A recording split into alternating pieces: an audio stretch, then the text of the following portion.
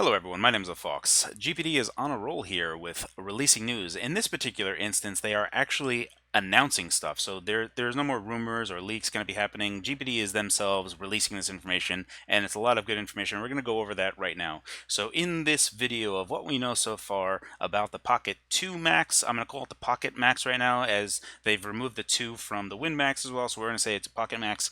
Calling it a Pocket Max is also kind of a weird name because this thing's not going to fit in your pocket at all.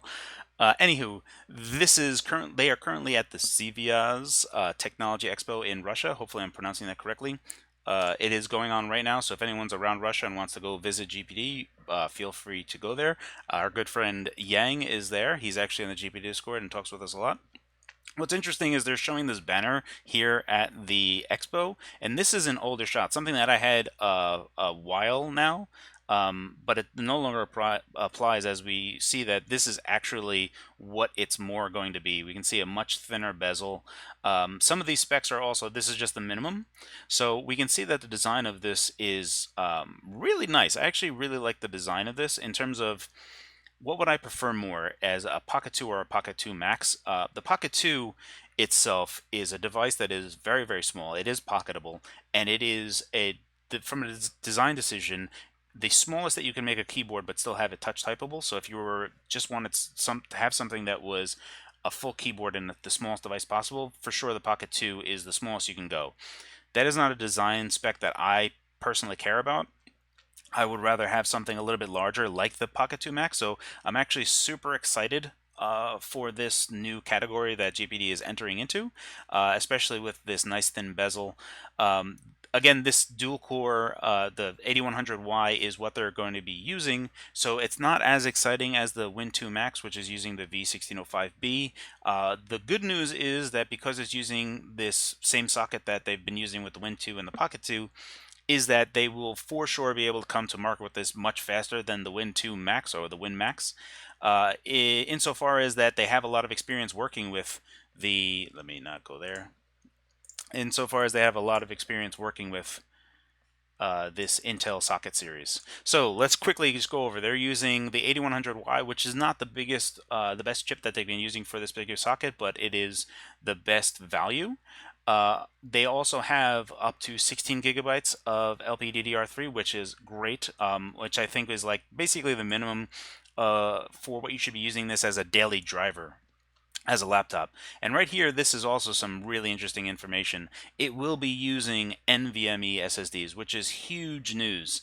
For those people that actually want to run this an operating system like Linux off of microSD and not have the SSD in there, and just kind of pigtail off those PCIe lanes to run an external GPU, you can do that. Not that it would really appeal to me all that much, but if you wanted to do that, you absolutely have that opportunity now. Otherwise, you can just get the speed benefit out of NVMe, which is huge by itself. So, as insofar as a laptop with the feature set that I care about, it's pretty interesting. So here we are. We're looking at the Pocket 2 Max. Again, I don't think the 2 is going to be there, but we're just taking a look at the top level of it and how the chiclet style keys, everything looks pretty nice. Additionally, right here, you can see that the guy's putting his finger right here. There is a fingerprint sensor, so you can log into Windows using a fingerprint, which is pretty cool. Here's another shot of the keyboard. Looks pretty tight. Here's our good friend Yang, who is on the GB Discord, and this is the actual expo booth. I do not have the name of the person I should be crediting for these images. I will leave that in the description field. Thank you so much for taking these pictures, by the way, but I will credit you in the description field of this video. Here is a bigger look at the specs of the Pocket 2 Max. Again, it is using the M3 8100Y. GPD is listing what Intel specifies directly on their website, and these are not actual reality. So this 3.4 gigahertz you will only get from single core speeds. If you were to force the CPU into single core only, like in the BIOS, you just disable one core, so you're only running with one core. The thermal design of the chip is to schedule threads against both cores at the same time to manage heat. So if you were to not if you were to forcefully put one key just so that you always run at 3.4 gigahertz, the heat throughput will jump up dramatically. So again, don't anticipate 3.4 gigahertz, which would be roughly a 30% speed boost over the 7Y30.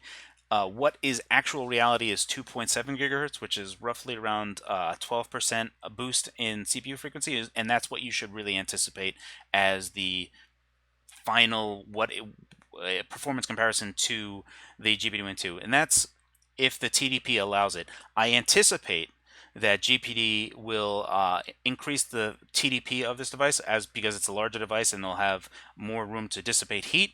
Additionally, they'll have a bigger battery on it. As we can see, we have a 9200 milliamp hour battery. This is going to be 7.6 volt. So this battery capacity is pretty large. But I have to double check that. I don't know if it's 4800 4800 milliamp hour times 2 at 3.7 volt, or it's 9200 milliamp hour times 2. So let me double check this. I don't want to say confirmation that this is it because we don't have the voltage on this right now. So if this is 3.7 volt, it's kind of okay. It's around 40 watt hour. If it's 7.6 volt, we're going to be substantially higher than that. That's 75 watt hour, which is gigantic. Especially if we were run this at max TDP, the max is going to draw is around 13 watts. So if this is 40 watt hour, we're looking at 3.5 hours, which is probably the case. Otherwise, if this was 7.6 volt at this amp hour, we would have almost 7 hours of battery life at full TDP, at like just going nuts, which would be insane. We can see the resolution here, which is kind of large for the display. I know that people do like large displays. This is a 16 by 10 aspect ratio, which is nice, but you're going to be using Windows resolution scaling, which I don't really like using.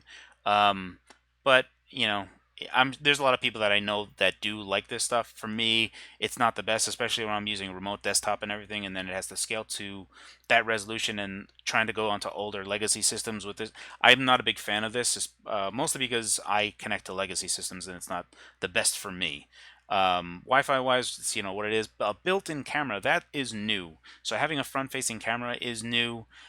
We have NVMe SSD. You can go up to 16 gigabytes of RAM. The battery size is large. We're using 8100Y. TDP should be up. There's a lot of exciting things that you can draw from this, and we still have more information yet to come. We don't know the TDP. We don't know exactly if this is going to be 3.7 or 7.6 volt. So there's still more information to know just yet, but so far it's shaping up to be pretty decent. Speculation-wise, the one we can anticipate, like an Indiegogo campaign, again, because it's using 8100i and not the AMD Ryzen chip, you should anticipate that this will be on sale earlier than the Win 2 Max. So that's it. That's what we know so far regarding the Pocket 2 Max. As always, thank you so much for your time, and thanks for watching.